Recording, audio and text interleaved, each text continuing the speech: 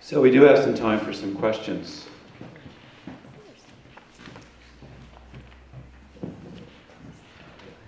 Or you can remain silent like grasshopper.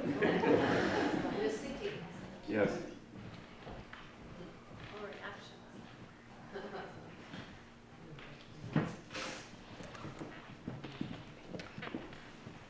I'm not really sure how this question's going to turn out, but I guess I'm more curious about the place of the ego here, because that's kind of been my aversion into going back into academics, is getting kind of caught up in your viewpoints, and like you said, with the ideologies, how that can hold you back in a certain way. So I'm wondering how we deal with, you know, conversation between people here and maybe differences of view and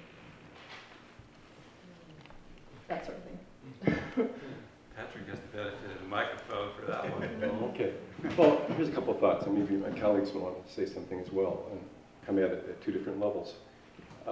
Even though, as it may be clear from the introduction and my allusion to the word Atman in Hindu tradition, I'm not a critic of the ego. I'm much more inclined to view it the way I understand Jung viewed it, which is it's partial. We need a good, strong, functioning ego.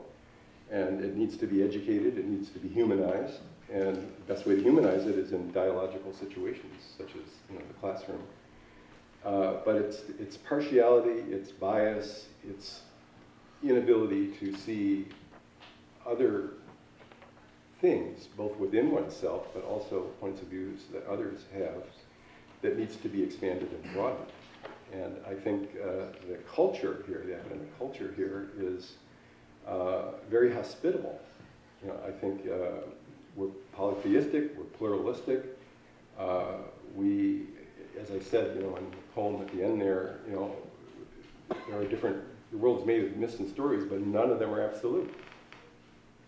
And in fact, you know, that's what ideology is. When you take a view, an ego attitude, and absolutize it, then you have ideology, and that's oppressive, repressive to oneself and oppressive to others.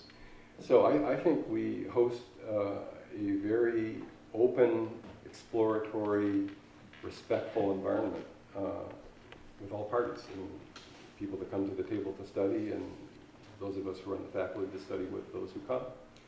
So I'll leave it there and see if anyone else wants to add to that.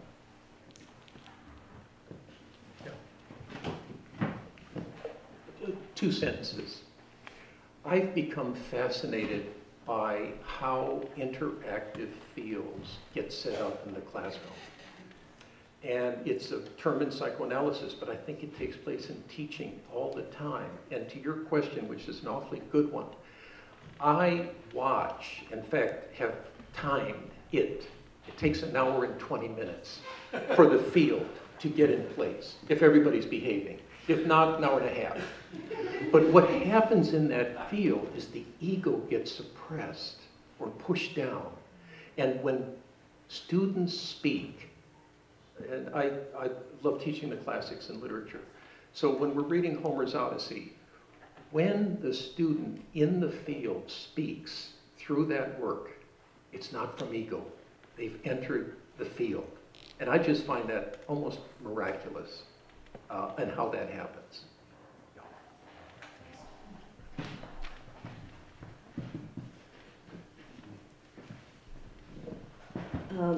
Ego and self are kind of opposites, and whenever we discuss culture, there is no fixed answers. The seeing through that you mentioned is to try to see what is it that we tell ourselves as a story.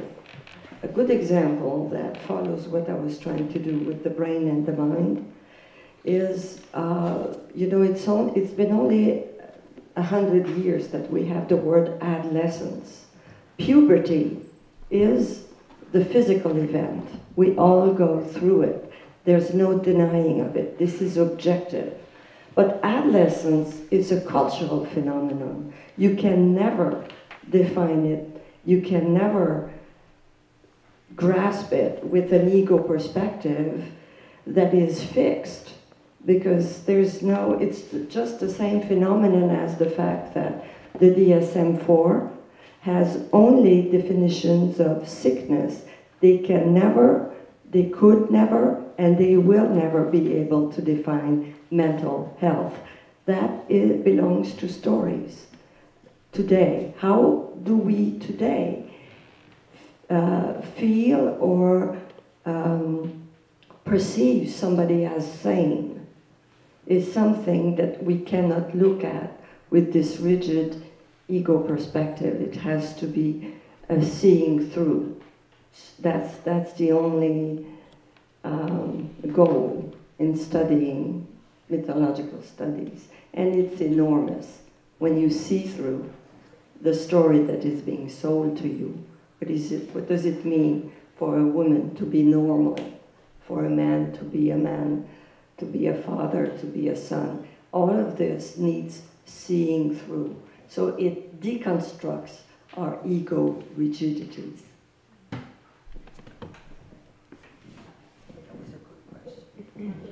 So the question was,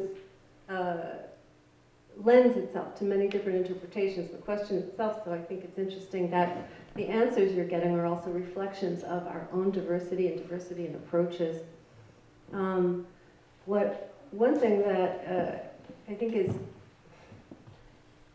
interesting is that, talking about academics and ego, I mean, everybody knows that academics is full of big egos, and it took a lot of big egos to be the big, the personalities that have created whole disciplines, whole new disciplines, forged on the imaginations and projections of scholars deeply indebted to their perspective and point of view and approach.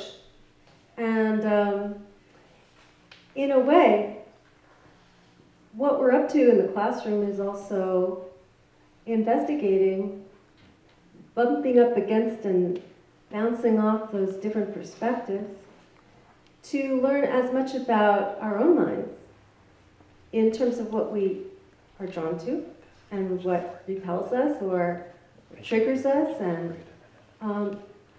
trying to go beyond, let's say, a more egocentric approach, which only celebrates that which reflects us ourselves and which we enjoy, without to be drawn out of only reveling and celebrating in that which is like us, to be drawn into the academic endeavor, which to my mind is also to begin to enjoy coming up against that which we are not, and by that and through that journey also learning our own minds, where, what we are about.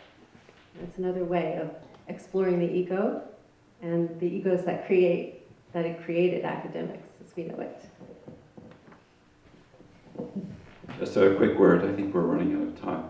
I remember Joseph Campbell saying that marriage was a sacred relationship because it involved the complete disintegration of the ego. And in a way, graduate school is the same way. Things fall apart so that they can be reconstructed in quite beautiful, new, and unexpected ways. I wonder if we have time, Tony, or we're done. Okay, well, thank you all very much. We'll see you at lunch and at the book signings as well that will follow.